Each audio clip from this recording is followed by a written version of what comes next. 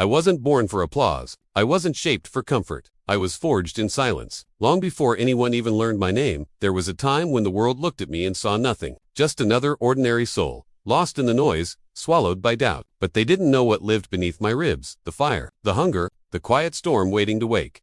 People saw my scars and called them weaknesses. They didn't understand those marks were not wounds. They were blueprints, signs of every battle I survived when no one stood beside me.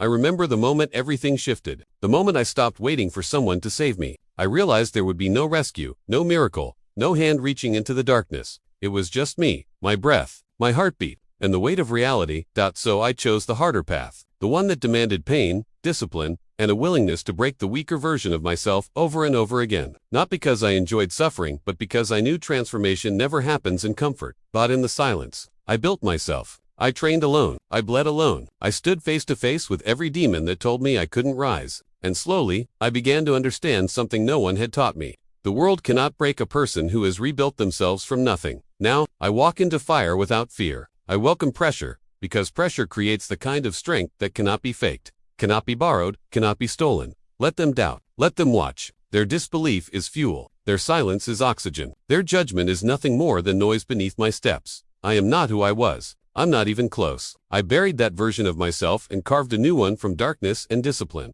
And one day, not someday, not far away, one day soon, I will be a champion. Not because the world believes in me, but because I refused to kneel. Because I stayed when it hurt. Because I rose when it was easier to fall. Remember my name. Remember this rise. Because I'm coming for everything they said I'd never touch. I will be a champion one day.